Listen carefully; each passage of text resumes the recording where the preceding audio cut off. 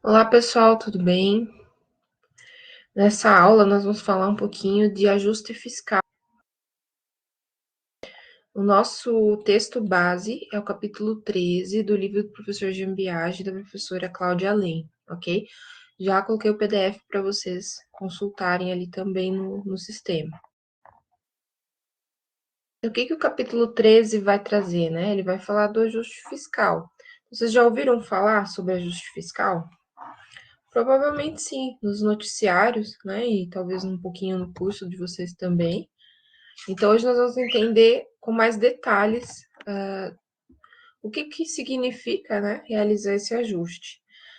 Entre aspas, né, seria apertar os cintos. Então, é realizar um ajustes nas contas do governo, né? Ajuste das contas para as famílias versus ajuste das contas para o governo. Conforme Jean Biagi e Alain citam, né, as famílias lidam com recursos próprios e suas decisões dependem apenas de si mesmas.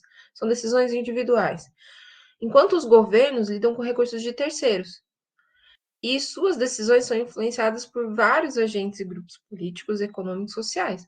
Então, o governo ele precisa lidar com todos esses diferentes interesses e diferentes demandas da sociedade, né, que empregam seus recursos para que o governo realize as demandas sociais, as obras públicas, a manutenção dessa máquina pública, e ali existe uma negociação econômica, política, social, então de diferentes grupos que vão fazer pressões no governo para que ele realize mais uma demanda aqui ou demanda de outro grupo ali de interesse. Então, a necessidade do governo realizar essas, todos esses interesses, né, sem gerar conflitos, é que é realmente um grande desafio. Então, a gente vai entender isso na questão fiscal, não só na questão política, econômica, financeira, mas também na questão fiscal. Vamos lá, então? Para relembrarmos um pouquinho, então, a parte histórica, né? Relembrando esse contexto histórico, a partir da década de 90, o Brasil ele precisou gastar mais. Né? Bom, desde o início, né, do século XX, foram necessários vários investimentos no país para criar a primeira base de infraestrutura, para as primeiras indústrias, as primeiras empresas, né, que foram surgindo no país. Então, houve a necessidade de realizar gastos públicos também para estabilizar a economia. Então, a partir de 94, a gente teve o Plano Real e a estabilização da economia, e nesse sentido, o governo precisou prestar mais atenção a partir desse momento nas suas contas públicas, né? Então, respeitar aquela restrição orçamentária. Você tem um teto de gastos, você não pode ultrapassar o valor que você arrecadou, né, que você tem de receita no governo, das contas públicas, você não pode ultrapassar isso com as despesas. Então, realizar o ajuste é cuidar também dos gastos públicos, né? Mas, em paralelo, ao mesmo tempo, né, cuidando das demandas que a sociedade tem e tentando concatenar todos esses interesses de diferentes grupos. O que o livro nos fala, né, é que o gasto do governo, mesmo que da mesma forma que ocorre, né, com o nosso orçamento familiar, ele precisa guardar essa relação então com a receita, porque em caso contrário, corre o risco de virar o agente Ponzi. Vocês já ouviram falar, né, de Ponzi? Seria, na realidade, ofertar produtos ou serviços que não possuem um valor relevante de mercado. Então você acaba atrasando, é um esquema que é totalmente insustentável, você acaba atrasando os pagamentos, você não consegue ofertar produtos e serviços que realmente sejam justificáveis, né? O investimento seja justificável para a sociedade, então você acaba acarretando correndo risco de virar esse agente Ponzi. Não é essa a ideia, né, do governo para a nossa sociedade. Bom, não é de uma forma simplista que a gente avalia essa questão, né? Nós vamos olhar bastante essa questão do ajuste, porque ela é muito importante, né? Para a gente entender todos os ciclos políticos. Tá? O ajuste não é só caráter de vontade por parte dos agentes públicos. Depende de várias situações, de vários contextos, né? E de diferentes fatores também. Primeiro, o governo precisa ter um comprometimento com a austeridade fiscal. É o primeiro ponto.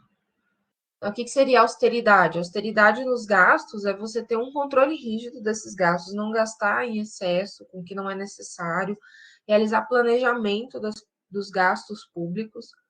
Então, a lei orçamentária, ela veio também nesse sentido. A lei de responsabilidade fiscal, né, em 2001, ela veio para reforçar o controle e a transparência desses gastos públicos, como a gente comentou nas aulas anteriores. E essa lei surgiu em 2001 devido às necessidades de contenção de gastos e planejamento que houve na década de 90, certo? Bom, vamos para frente. A gente vai falar agora da teoria do ciclo político. Nós temos dois ciclos, né? O tradicional e o invertido. Vamos entender um pouquinho desse ciclo político tradicional. Só aumentar aqui para vocês conseguirem ver melhor aqui os slides, né? Ok. Bom, professor, o que seria um ciclo político tradicional e o que isso tem a ver, né, com ajuste fiscal? Bom, há um comportamento, né, diferente de economias industrializadas para economias que ainda não estão consolidadas em relação à sua democracia, desenvolvimento econômico, né, político, social. Então, não tem essa maturidade como alguns países, algumas economias já têm, né? E daí fica muito claro essa questão do ciclo político. Então, economias mais desenvolvidas fica mais claro, mais evidente a questão desse desenvolvimento, né? Desse comportamento de sociedade e de governo. Bom, existem 4 hipóteses, né, em relação a esse ciclo, a teoria do ciclo político, né, principalmente da parte tradicional. Primeiro, estímulos fiscais e monetários para aumentar a renda real e do emprego causa inflação. Como assim? Quando o governo resolve gastar o setor público, né, quando ele aumenta os seus gastos, ele pode gerar na economia um estímulo. Ele aumenta a renda real, aumenta o emprego,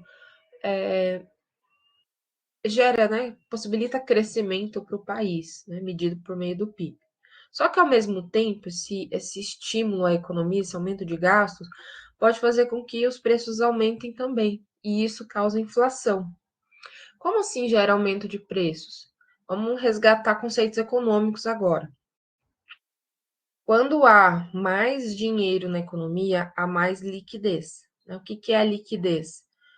Um ativo ele é líquido quando ele pode ser mais líquido quando ele pode ser convertido mais rapidamente em dinheiro. Então, o ativo mais líquido que existe é o dinheiro em si, né? O papel moeda. Hoje em dia é o Pix também, né? Porque você pode passar em tempo real qualquer valor. Então, você tem um valor ali. O valor em conta corrente, ele é um ativo líquido também.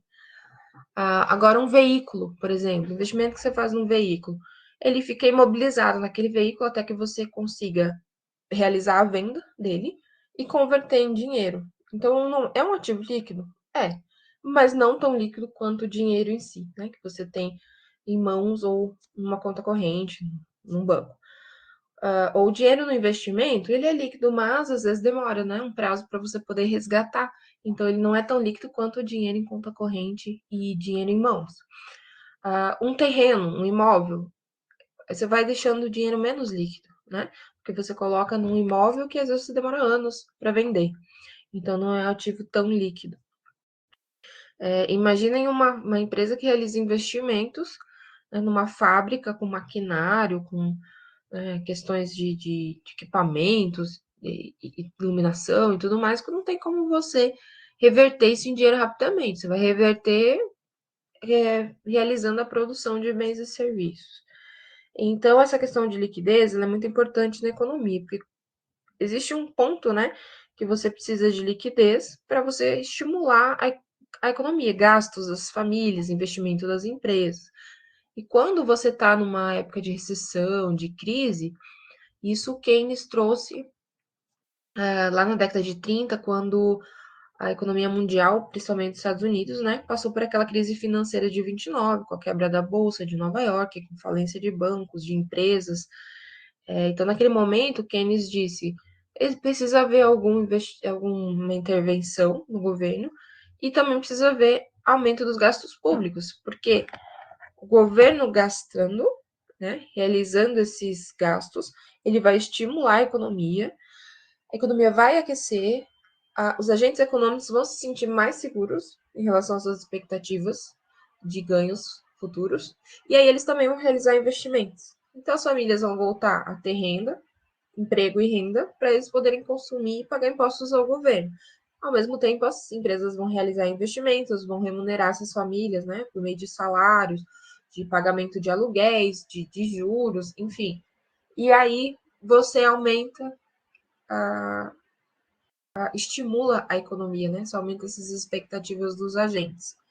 E aí o governo arrecada mais impostos para manter a máquina pública e esses gastos públicos que ele está realizando.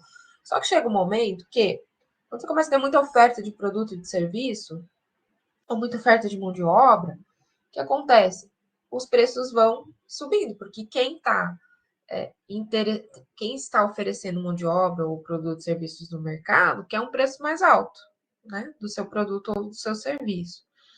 E ao mesmo tempo, quem está demandando quer um preço mais baixo. Então, chega um momento que quem está demandando produtos e serviços ou demandando mão de obra não aceita aquele valor mais alto.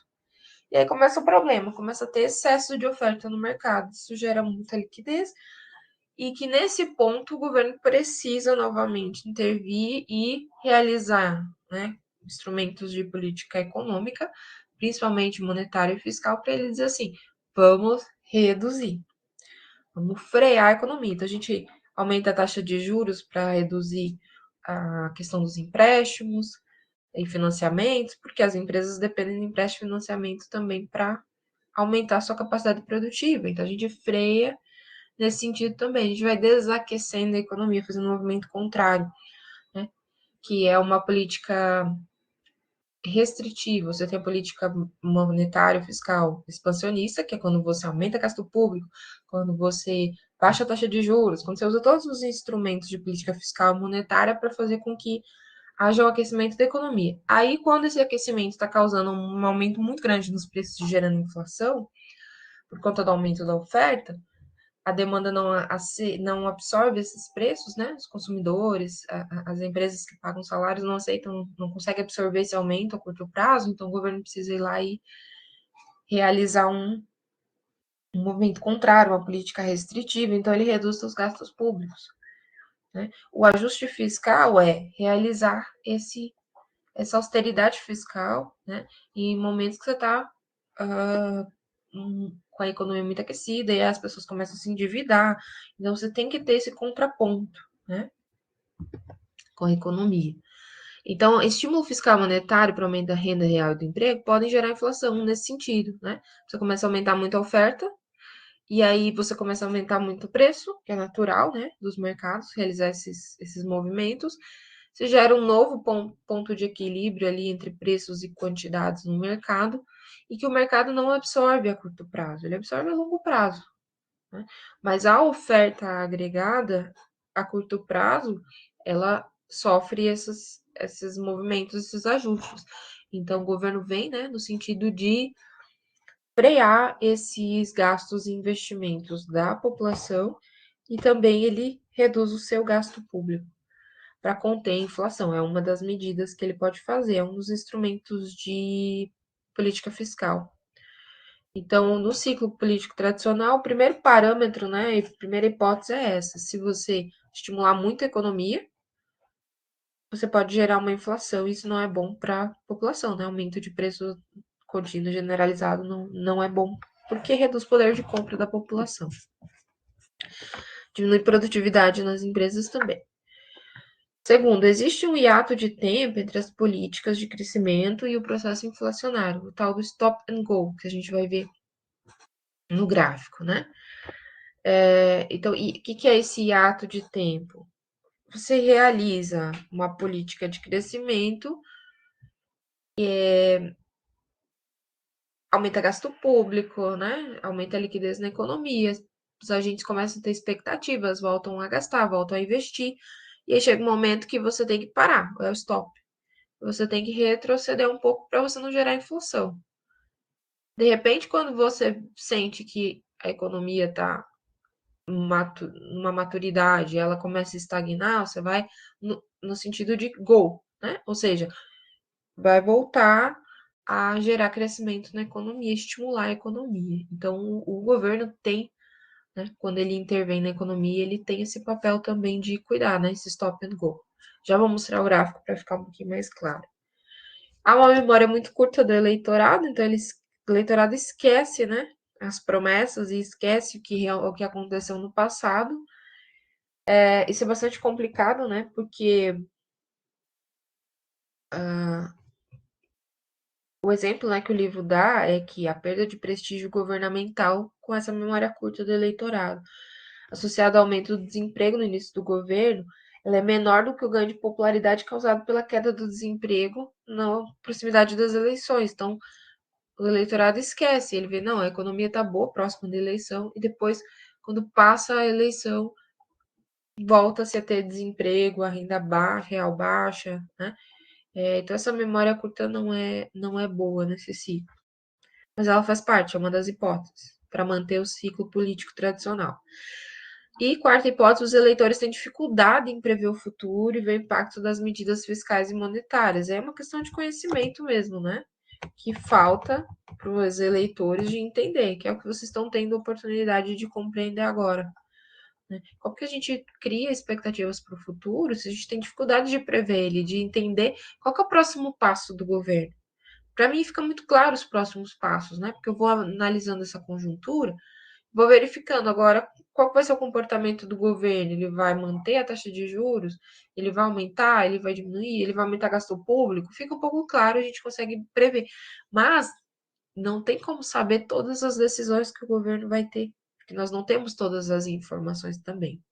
Então, entender um pouquinho de medida fiscal, né, política fiscal e monetária é super importante para você compreender todo esse ciclo, né? Entender qual vai ser o próximo passo. Tá?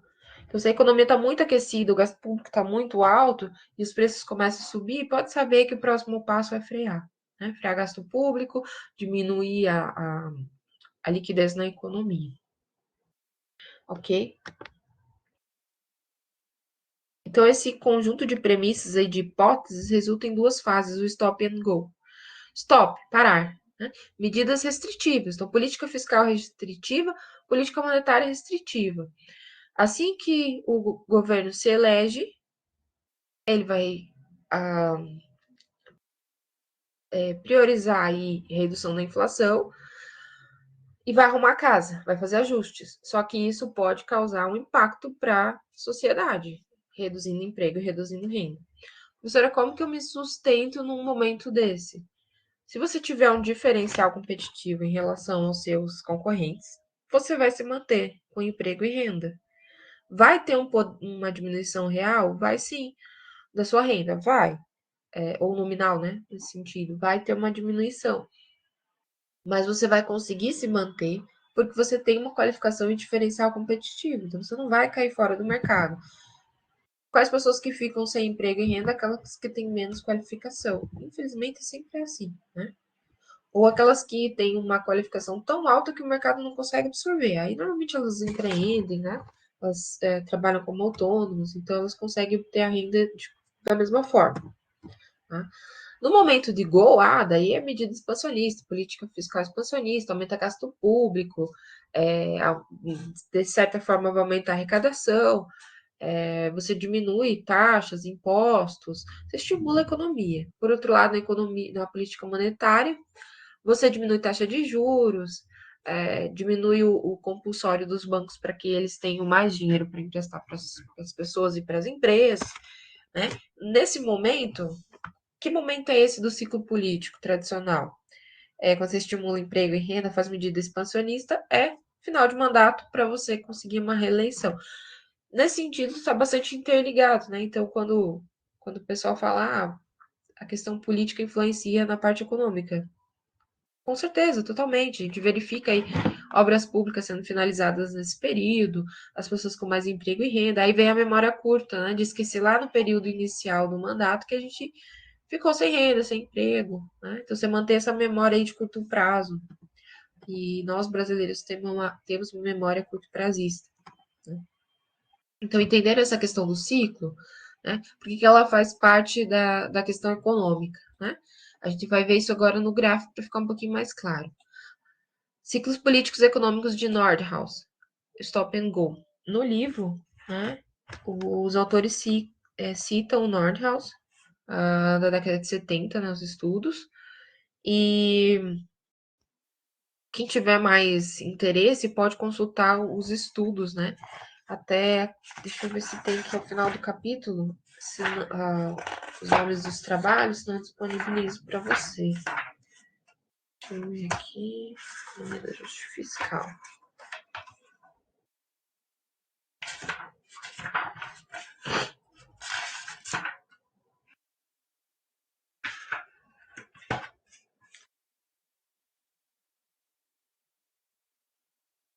Não coloca aqui, talvez no final do livro, né? No índice remissivo.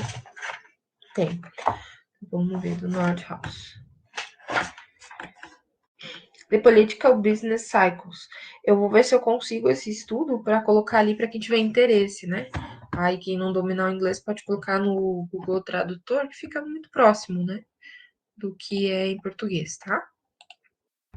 Então, esse estudo da década de 70, né, ele já mostrava lá nos Estados Unidos, né, a questão da inflação e desemprego e a proximidade com as eleições. Então, vamos lá, no tempo zero aqui, a gente tem uma inflação, aqui o vermelho é a inflação, né, e o azul é o desemprego. Então, a gente pode ver que elas têm um movimento oposto. Quando você tem uma inflação mais alta, o desemprego vai lá embaixo. Mas por que isso se explica, professor, se justifica? Então vamos lá. Épocas de eleição, né? A gente tem duas épocas de eleição aqui para mostrar esse movimento, né? Época de eleição, você tem desemprego mais, nível de desemprego mais baixo, por quê? Porque aumenta esse gasto público. E o aumento do gasto público, como a gente viu lá na hipótese, ele gera aumento dos preços na economia, aumenta a inflação. Então, ao mesmo tempo que no período de eleição você tem desemprego baixo, você aumenta os preços. Ah, mas isso é compensado, professora, pelo aumento da renda dos consumidores e do lucro das empresas? De certa forma, sim. Então, as pessoas elas tendem a não perceber esse efeito da inflação no curto prazo. Isso é um perigo, né? Se você não tem um poder de compra reduzido, então você não captura o efeito da inflação na tua renda. Aí, passada a eleição, começam os ajustes. Então, você começa a diminuir o aumento nos preços, né? Diminuir a inflação, mas ao mesmo tempo você aumenta o desemprego. Quanto mais você contém inflação, mais você vai gerar perda de renda na economia e desemprego. Então, as pessoas começam a perceber, tá ruim, tá muito ruim esse governo. Até que chega lá a próxima eleição novamente, para esse governo tentar se reeleger, o que ele faz? Gasto público. Termina as obras que estavam inacabadas, né? Realiza contratações, aumenta as licitações, enfim. E aí a inflação novamente volta, né, a crescer, aumento dos preços, gerado pelo aumento da oferta agregada. As pessoas não sentem esse aumento aí no curto prazo, no longo prazo, as pessoas absorvem os aumentos dos preços, né? No curto prazo, chega aqui próximo da eleição, não sente, por quê? Porque tá vendo a obra pública acontecer, tá vendo melhorias, tá vendo, né, o desemprego cair. Podem acompanhar sempre nos ciclos políticos para vocês verem que funciona dessa forma, né? Cai o desemprego, mas aumenta a inflação. Passada a eleição, é no mesmo sentido, né? Então, aí elas começam em sentidos opostos, tá? Aí, o que é o stop and go? né? Aí você vê que já está num momento ali de aumento de oferta, aumento de gasto público, política fiscal monetária expansionista e gerando uma baixa no desemprego. Só que aí, quando passa a eleição, você faz o movimento contrário, faz o stop. Então, você freia os gastos, diminui gasto público, vai diminuir a renda real também da população, a renda, né, da população, mas você aumenta o desemprego. E aí vai para o gol novamente, porque está chegando próximo da eleição, e assim por diante. Então, por isso que é um ciclo, tem continuidade. Então, aqui a gente fecha, né, o ciclo político tradicional. Você vai arrumando a casa, né? Vai apertando o cinto. Depois do ciclo político invertido, né, que é o segundo caso, aquela fase de lua de mel com o eleitorado imediato após a eleição, ela acontece. Há uma defasagem precisa, a defasagem precisa ser mais curta, caso contrário, ao chegarem próximas eleições, o eleitorado terá apenas experimentado apenas a fase amarga. Os ciclos têm sido a regra nos países industrializados e na América Latina tem maior frequência. Tá? Então, vamos entender mais esse ciclo político invertido. Tá? Essas são as premissas dele. Então, vamos lá. Há mais dois requisitos necessários para a gente entender esse ciclo político invertido.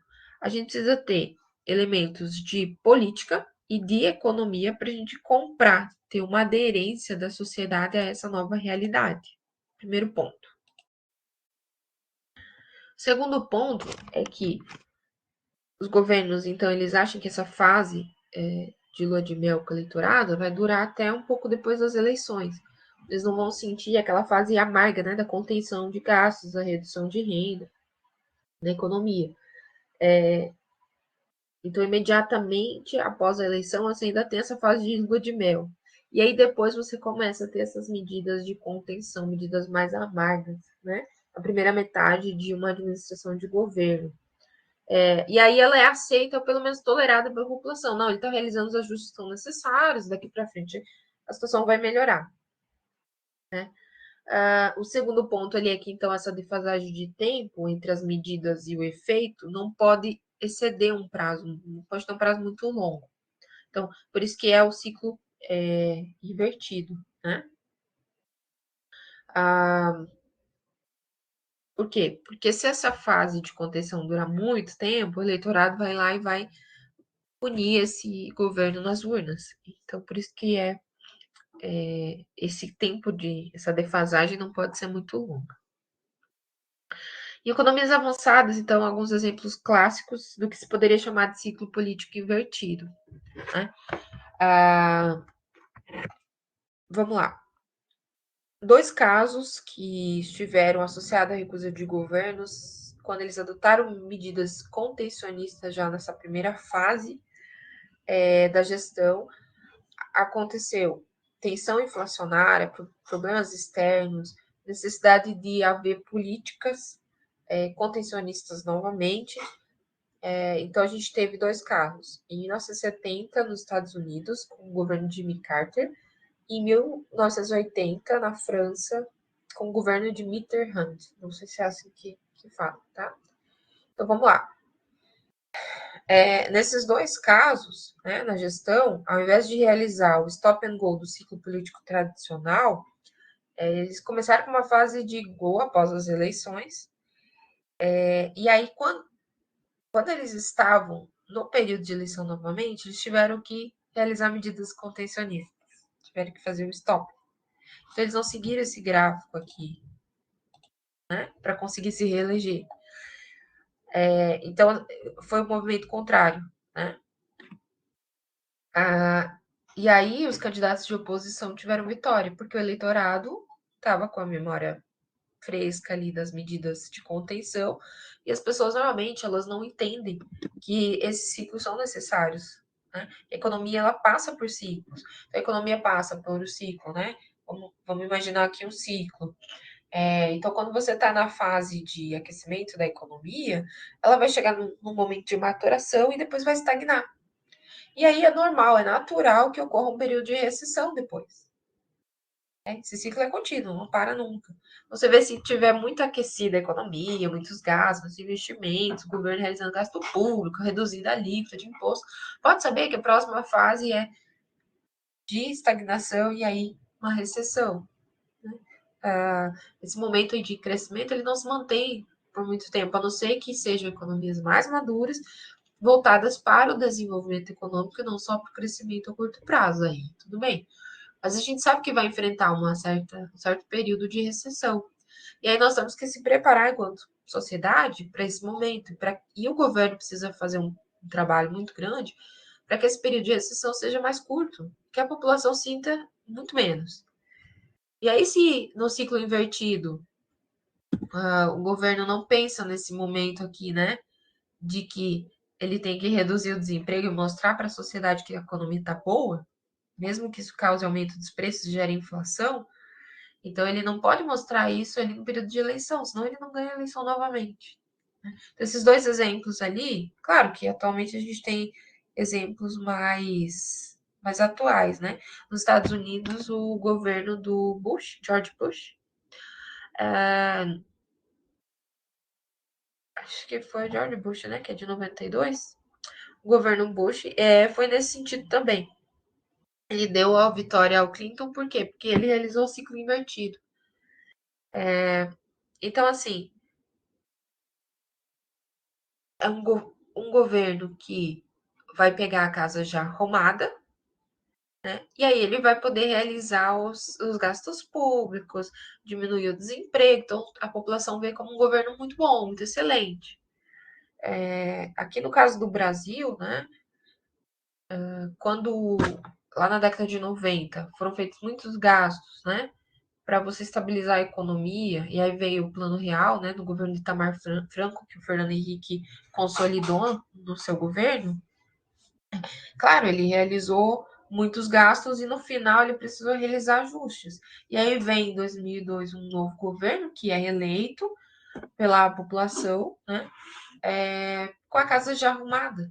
E aí ele aproveita essa casa arrumada. Só que aí ele começa a gastar muito, né? Isso gera muita inflação, ele não consegue necessariamente nesse sentido. Ele colhe, né, esses benefícios do governo anterior, mas depois ele não consegue manter isso, né? Porque você precisa manter isso a longo prazo, precisa fazer uma política de Estado e não de governo. Mas é reeleito por quê? Porque chega próximo do momento da eleição, aumenta gasto público, faz a partir do gol, né? A etapa gol. Então você vai. E aí você gera inflação. Mas você diminui o desemprego. E aí, depois, passada a eleição, você realiza as medidas de contenção, né? O stop. Então, governos que fazem esse ciclo político invertido, normalmente eles não se perpetuam no poder, né? Vem a, a oposição e toma e consegue mais votos, né? E consegue mais a confiança do eleitorado. No caso de países industrializados, o ciclo político invertido tem sido exceção e não regra. E nos países em desenvolvimento, como no caso dos países da América Latina, isso tem ganhado maior frequência, esse ciclo político invertido. Por isso que a gente vê muito comumente essa mudança, né, de governo e de gestão, né, certo? Então, no Brasil, a gente teve muita troca de poder na época dos militares, depois nós tivemos, né, uma volta aí para a democracia, e aí você vai vendo, né, nesses países, economias emergentes, essa mudança muito grande. Então, nesse sentido, ela pode ser explicada também por esse ajuste fiscal, tá? Ah, vamos tentar entender aqui por meio de um exemplo, né, que a professora Ivonete colocou aqui, e eu aproveitei. Por hipótese, em 2000 e XY, milhares de brasileiros elegeram o presidente para comandar o país. Nos 2 primeiros anos de governo, o aumento nos gastos públicos e a geração de emprego foram marcantes. Então, nesse momento, tá? o gol, a fase gol.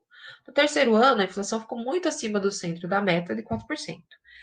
Então, no último ano, foi necessário segurar os gastos públicos, aplicar medidas fiscais restritivas para conter o processo inflacionário. Então, a fase de stop.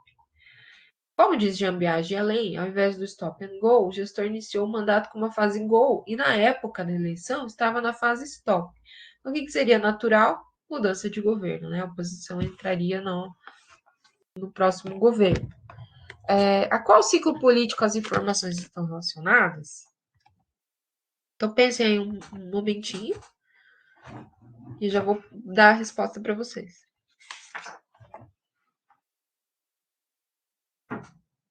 Se quiserem pausar o vídeo, né, e pensar. Mas nesse sentido, então, qual ciclo político é? Se ele não está comumente no normal, né? Nesse ciclo aqui, ele é o contrário, então é o ciclo político invertido. Né?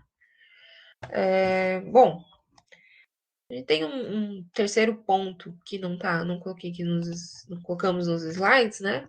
Mas está no livro, que eu gostaria de abordar também. Deixa eu sair aqui da apresentação. Conversar. Bom, populismo e ciclos econômicos, né? Como é que a gente entende isso?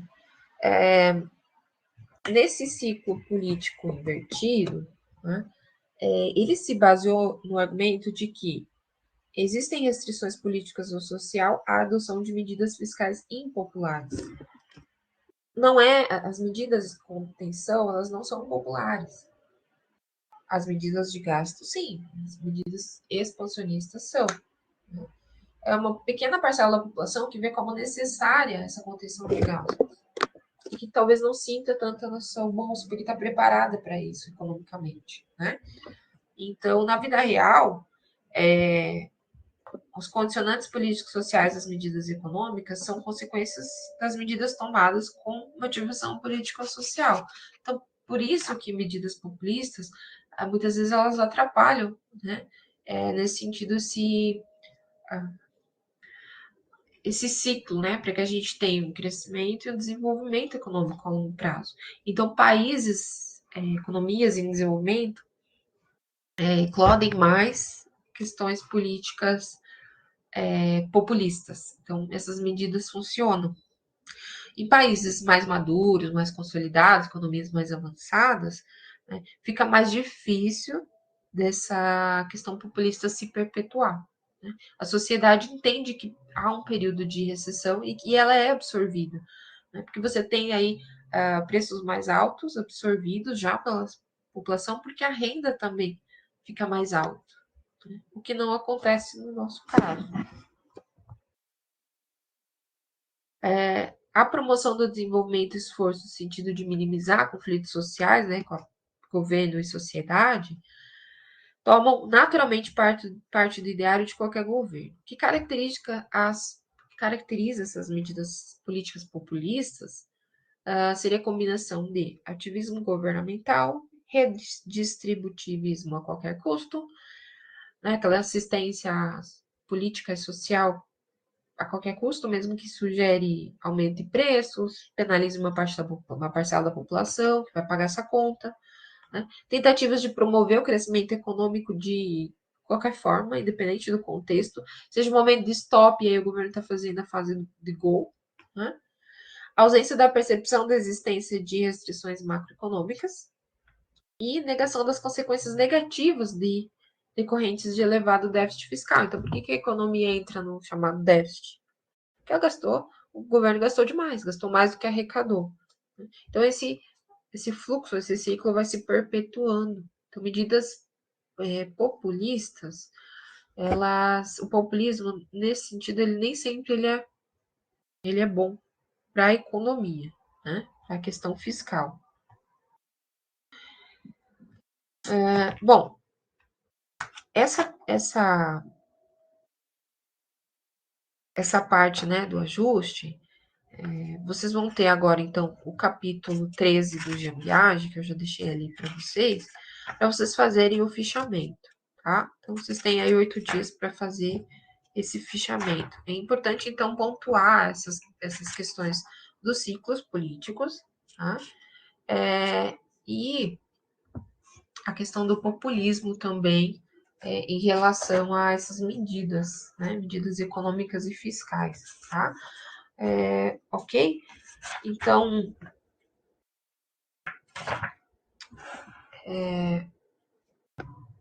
eu espero que vocês tenham compreendido o conteúdo, vocês têm um material como acessório também, né? Como apoio, tá ok?